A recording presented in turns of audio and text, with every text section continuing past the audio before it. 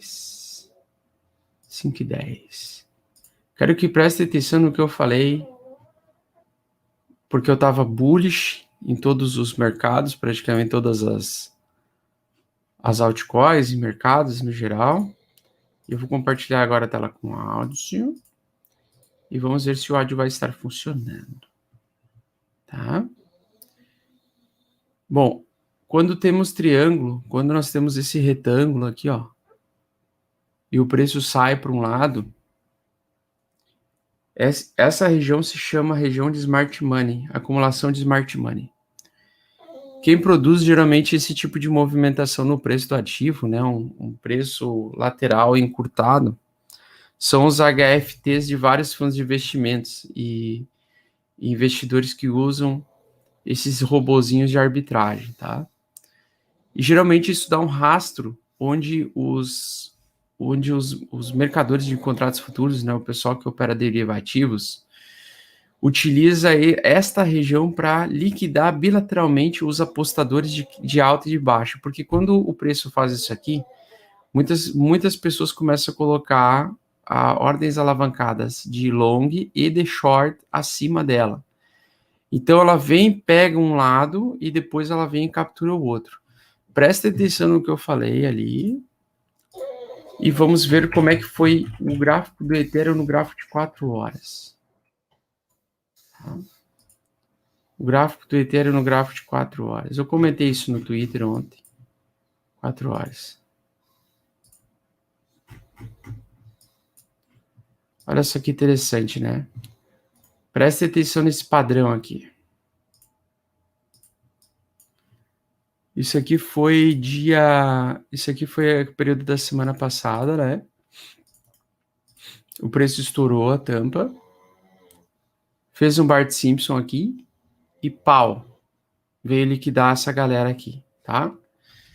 Então, sim, a gente pode ter um pouquinho mais de queda para pegar essa galera que está aqui embaixo, ó. Aqui já pegaram, ó. Aqui já capturou.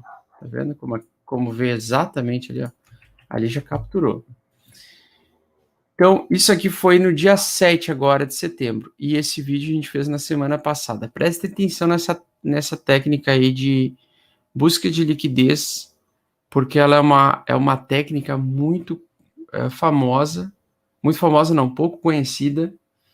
E praticamente só eu comentei sobre ela. Nem o Bo sabia dessa estratégia aí da BitMEX, né? Da BitMEX não, do tempo que eu aprendi na BitMEX. Vê se o som tá funcionando. Apesar dele ter acumulação para continuar subindo, eu acho que ele tá... Se o som estiver funcionando, me avisa. Se não estiver funcionando, me avisa fugindo bastante da média de 8, né?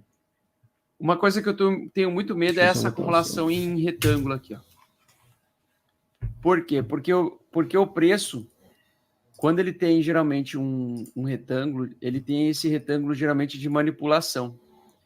Eu marco a meiuca desse retângulo, dessa acumulação, e no mercado, pelo menos no mercado de futuros, muitas e muitas vezes eu caí em longs nesse caso aqui. Então, por exemplo, eu vi uma barra verde, uma barra de confirmação, aí eu entrei apostando em alta. E aí eu entrei apostando em alta, depois ele saiu de uma acumulação em retângulo, assim, exatamente uma lateralização como essa. Onde ele vai mais ou menos a mesma distância da altura da retângulo, né?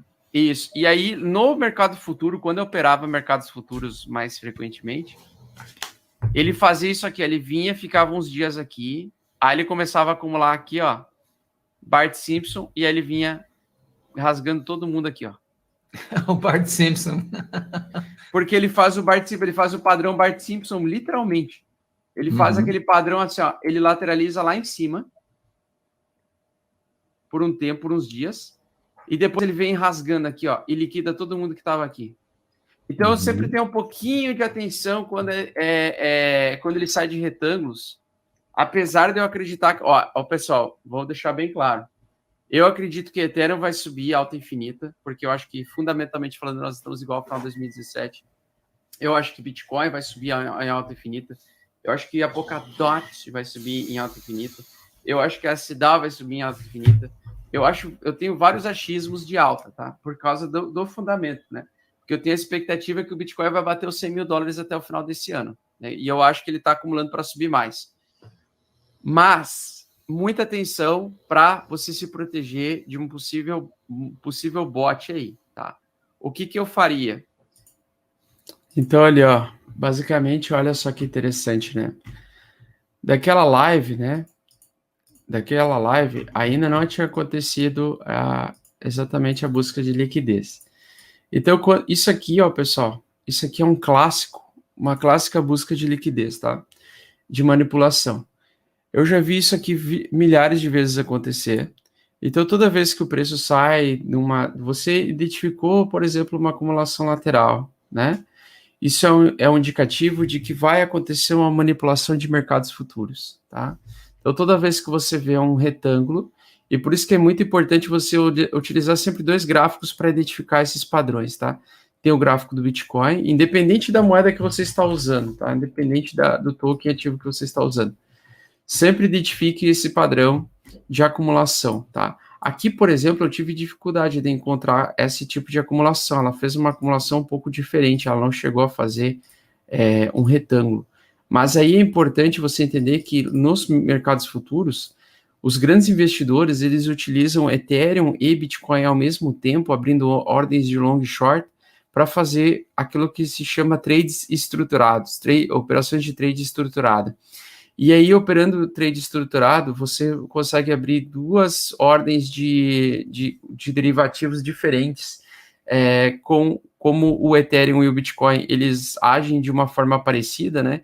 Você simplesmente consegue pegar algumas movimentações utilizando essa estratégia.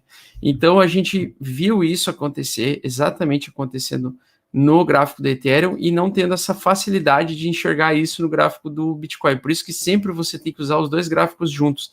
Tanto o Ethereum quanto o Bitcoin, você tem que enxergar eles juntos, porque o Ethereum ele é um indicador preditivo para o que pode acontecer com o Bitcoin e com o próprio Ethereum. Tanto é que a maior busca de liquidez desses contratos futuros não foi em Bitcoin, mas foi em Ethereum, tá, pessoal?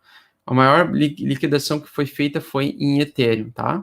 Então, a gente viu essa captura bilateral. Acontece que agora o mercado ele tenderá a fazer exatamente uma acumulada, tá?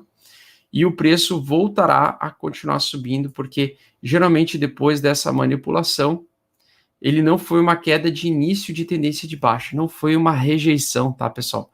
Não foi chinês, tá? Então não acredite nessas teorias bestas, imbecis, de gente que fica vendendo notícia falsa para você acreditar, para você assinar sites de notícias idiotas. Não foi chineses, não foram porra nenhuma, foram mercados futuros mesmo que manipularam para buscar liquidez, pegando esse flash crash aí através dos longers, né, que estavam se posicionando. À medida que o mercado vai subindo, o pessoal vai assumindo mais riscos, né? Vai abrindo operações com alavancagem.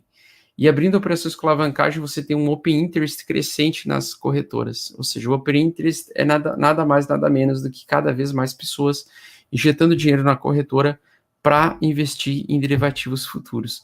Chega em um momento em que o investidor institucional ou fundo de investimento percebe isso e ele mesmo consegue, com uma grande quantidade de ordens, às vezes um conjunto de baleias consegue, com uma grande quantidade, derrubar e acionar os stops das pessoas até trazer o preço para ser liquidada essas zonas de preço, né? Então, toda vez que o preço estava subindo nas últimas semanas, e todo mundo está com expectativa de alta no final do ano, né?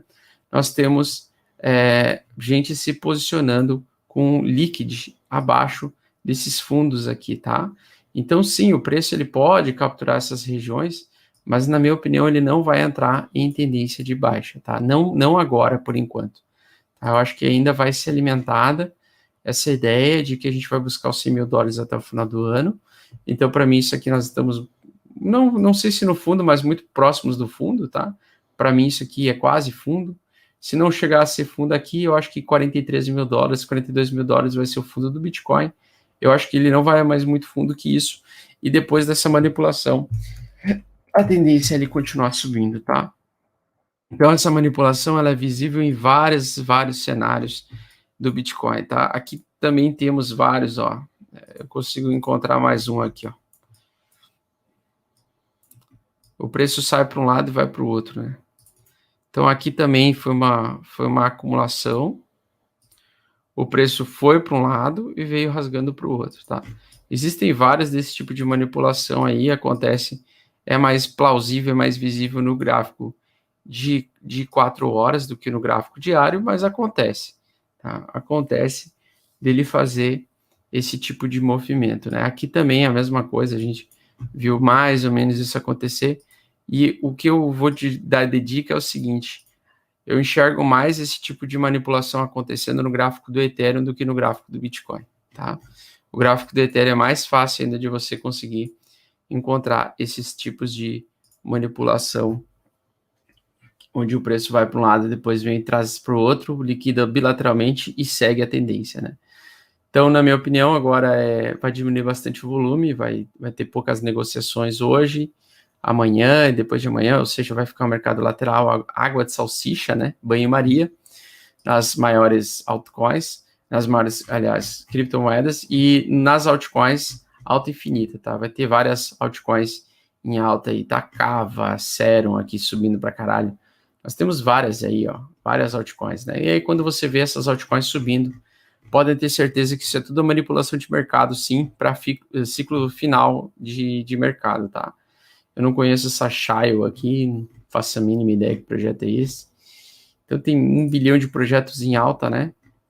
Mas os projetos que mais subiram aí, Radium, Serum, Algorand, foram os que eu comentei no Bitcoin Premium, tá?